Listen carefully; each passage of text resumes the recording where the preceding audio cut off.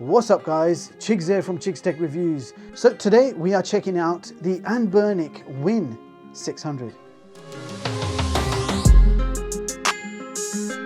So this is basically a portable full Windows PC in your hands, designed for gaming, emulation, multimedia streaming and lots more. I'm pretty much a fan of these type of Windows handhelds. So here is a quick side-by-side with a few of the others that I have here right now. We've got the 1X player, which is massive in size, a real beast, and compare that to the WIN 600. You can see the difference in size. I think this one is an 8-inch screen versus a 5.94-inch screen. The smallest device that I have here, so the IO Neo Air, which is a 5-inch screen versus the 5.94-inch screen on the Anbernic WIN 600. And finally, we have the IO Neo 2021 model, 7-inch screen versus 5.94-inch.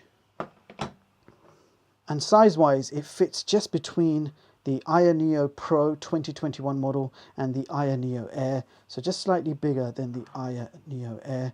So that should give you an idea of the scale. Now let me quickly show you what you get inside the box. So you get a small user manual, a 45-watt power supply with a Type-C connection, and I do have a UK adapter included so I can use this right away. This also comes with a Type-C to Type-C cable, and you also get a tempered glass screen protector with some wipes to help you apply it. And last but not least, the Anbernic WIN 600. Now you're looking at a 5.94-inch IPS touchscreen display with screen resolution of 1280 by 720. This thing is powered by the AMD Athlon Silver 3020E, which is clocked at 1.2 GHz with a 2.6 GHz turbo. You also have 8 gigs of DDR4 RAM and 128 gig M.2 SSD, which is upgradable to 256 gigs. In the hand, this thing is quite portable. It's 23.6 centimeters in width, 10.3 centimeters in height, and it's 2.2 centimeters in thickness, and it weighs only 490 grams. For controls, you have dual clickable joysticks, you've got a D-pad, select and start buttons, you've got your A, B, X, Y along with home and Windows key. Up on top you have your 4 trigger buttons with reset hole, full-size USB 3 port and a Type-C port for charging and display out. At the bottom you have a headphone jack, microphone and your stereo speakers. On the right side you have a switch to change between mouse mode or controller mode, and this is very useful by the way. And below that you have a keyboard button. On the other side we have volume rocker and power button. On the back of this thing you will notice slightly raised grips but a smooth plastic finish, so no grippy or rubbery texture on this one. You can also see a small turbo fan which likes to turn itself on and off as required, and it does do a pretty good job at keeping the system running cool, and there is a vent on top which lets out hot air.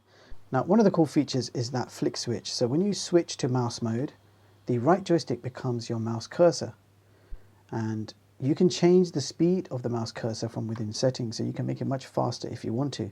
So this does save a lot of hassle. It means you don't have to plug in a mouse. And if you need the on-screen keyboard, just press the button and the keyboard will appear. So I'll just show you, double click and that will open stuff. Or if you want to right click, you just right trigger and that will give you the whole menu. Furthermore, this thing has a 4,500 milliamp hour battery built in, which gives you around 2 to 5 hours of battery life, depending on what you're doing on it. The WIN 600 also features built-in 5 GHz Wi-Fi and Bluetooth 4.2. There is, however, no microSD expansion found anywhere, which is a shame, as microSD expansion is one of the best ways to expand storage on these type of Windows handhelds. You can swap out that 128 M.2 SSD to a maximum of 256 gigs, but then you would have to reinstall Windows yourself. So here I have the 128 model, and that is all I have for my games. Now 128 gigs is not a lot of storage, especially when it comes to gaming, but I'll show you what I did to make the most of my gaming on this thing. Now when I first booted up, I was presented with the full version of Windows 10 Home. Since that time, I did upgrade to Windows 11 completely free of charge, which was quite easy and quick to do.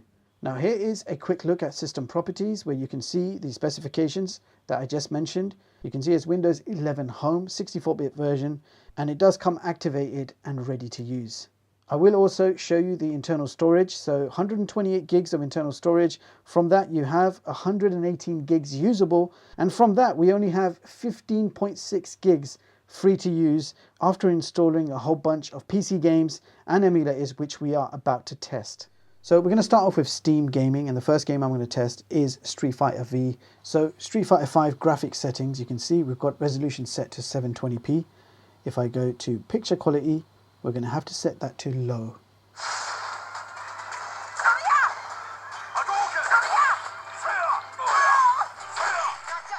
And you can see the game plays fine on low graphics 720p, and we're achieving around 57 frames per second. And just quickly show you the TDP. So you can see the TDP is around 12 watts. We're testing out PlayStation 2 emulation with PCSX2 playing Here Comes the Pain. Resolution is set to 2x native and we are achieving close to 50 FPS. So I just dropped it down to native resolution and you can see we are achieving close to 60 FPS. So that's what you can expect from PlayStation 2 emulation.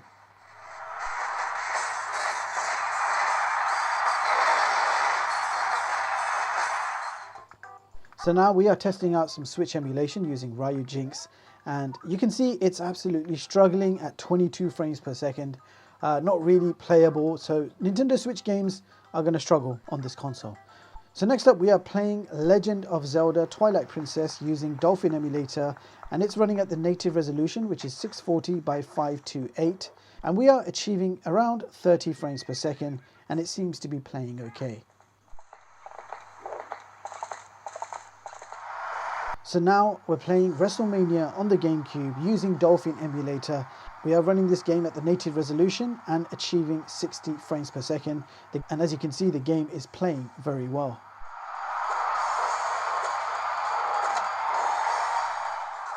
So now it's time for some PSP emulation. We're playing God of War, Ghost of Sparta using PPSX-PP. So we're using DirectX 11 backend. We're achieving 60 frames per second and this is native resolution.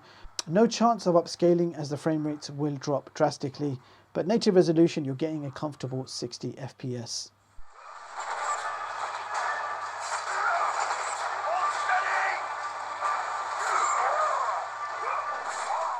So we're playing another PSP game. This is SmackDown vs. Raw 2011. And I got it set again on native resolution, DirectX 11, and we're achieving 30 frames per second. Now this is actually playing okay considering it is a graphically intense game.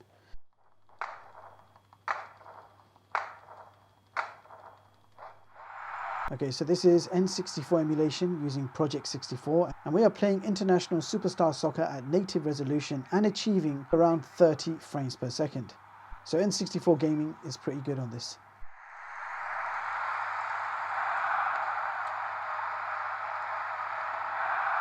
So we have just played a whole bunch of games, so you should have a pretty good idea what this can handle. Another option to play retro emulation games without touching the internal storage is to set up your own Batasira build or equivalent on a USB drive. And here is one I got from Retrostation.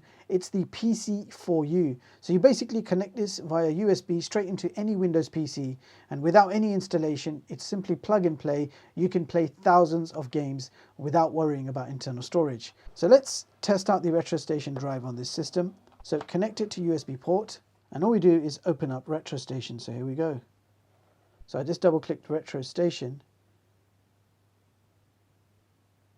and you can see it's loading up. All right, so check it out. 67,000 games built in. You got everything from PlayStation 3, PSP, PS2, PlayStation 1, and the list goes on. So there's a lot of games here. I want to go straight to Dreamcast and just see if this works. So here we go. Let's play a Dreamcast game. All right, let's choose a game. Capcom versus SNK2. Let's load this one up. So there's nothing to configure. It will automatically adjust the graphics and everything based on the system you've plugged in. So if your system is powerful enough, it will run the game. If it's not, it might struggle. So let's see what happens with this Dreamcast game. Wow.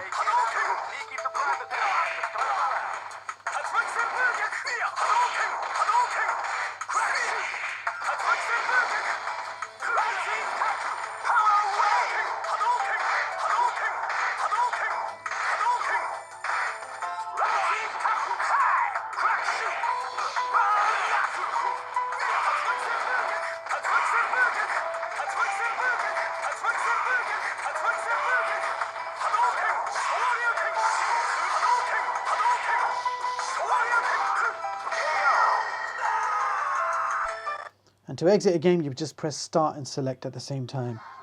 And you saw that game played absolutely fine. Let's try another system. Let's try. So earlier, I couldn't get Wii U emulator working. Let's see if it works through this hard drive. So Tekken Tag Tourment 2, which is quite hard to emulate. You need a decent enough system. Let's see what happens.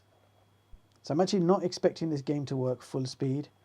But hey, you never know. Let's see. So you can see it's actually working, but we're only achieving around 25 frames per second. It's a bit sluggish, so I am going to exit this game and we're going to try something else.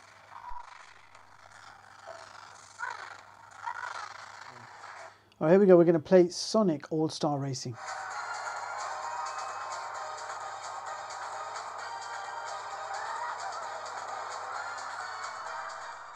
So Sonic Racing worked, but the frame rate was rather low. Let's try a different game. Let's try a different console. Now we're going to play a random game from a random console just by hitting the Y button. So every time you hit Y, it chooses a random console, as you can see. So I'm going to press it 3 times. Here we go. 1, 2, 3. ATARI LYNX is what we're playing. So let's select the ATARI LYNX. We're going to play a game from the ATARI LYNX. So let's choose a game. Alright, let's play Raiden. Here we go. I've never actually played an ATARI LYNX game before, so let's do this. Okay. Game's loaded. Yeah, we're ready to play. Died straight away. Alright. How do you shoot? Ah, there we go. How am I supposed to shoot the guy that's next to me? Wow, this is hard. That's it. It's all over. I don't know if I want to try that again. Let's come out of here. Let's choose another random console. That was quite challenging. This is my last random games. Here we go. 1, 2, 3. Arcade. Let's see what's in here. Alright, so basically arcade games, old school. Alright, we're going to play a game called Vendetta. It's an arcade game. That's me. They kidnapped my girl and I have to beat everyone up. Let's see.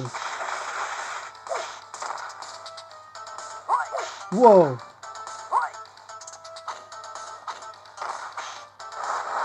This is actually quite good.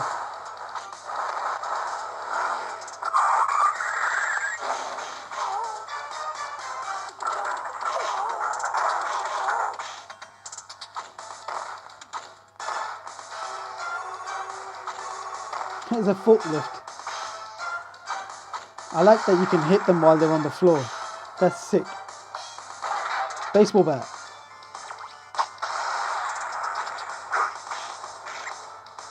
Oh, I just threw him. Ooh. This is good. Oh my gosh. Let's turn this volume down. He just lifted me with one arm. This guy is kind of like the boss of this level. Energy.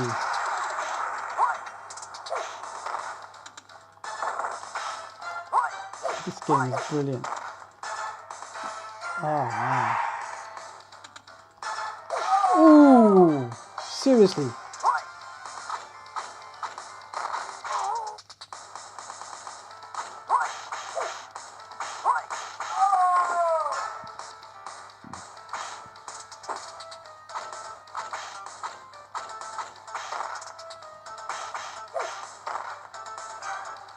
Alright, got the bat.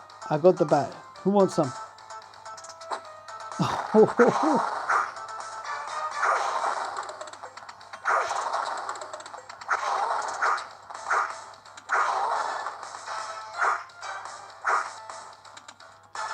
That's so crazy. This game is nuts. Can I pause it? I can't even pause the game. I had to exit it just so I can talk. So you saw how fun that game was. Vendetta. It's an arcade game under the arcade section. Can you imagine if they've remade that game with next-gen graphics? The gameplay is insane for its age. That was actually quite fun. So there you have it, guys. That was the Anbernic WIN 600. So that should give you a pretty good idea of what this thing can do. It's nowhere near as powerful as the Aya Neos or the 1X players, which does explain the cheaper price point, but that does not mean it's a bad device. Maybe if you're someone who wants to play older generation PC games, retro games, or even game streaming with PlayStation Plus or Xbox Cloud Gaming, so you do have a lot of options with this thing. And I actually enjoyed playing the retro arcade games on this, as they all ran full speed with no issues. And that means you can install thousands of retro games, making the internal storage more than enough for these type of games. Just to remind you, this is not just a Windows handheld gaming console. It's also a mini PC, so you can attach a keyboard, mouse and screen, and this can become your little mini PC for web browsing, streaming movies and getting some work done with Microsoft Office and lots more. It's an ideal size for traveling, and you still get a pretty decent screen size. The stereo speakers are also not bad at all. Now, with all that being said, I will leave the links in the description box so you guys can also check this out for yourselves. I'm going to continue playing this because I just can't put it down yet. There's a lot to explore on the Retrostation PC4U hard drive. If you do like the look of this, I will leave the information for you in the description box for this as well. That's all for this video. Don't forget to like and sub if you have not already. Meanwhile, thank you so much for watching, and I'll catch you all in the next one. Peace.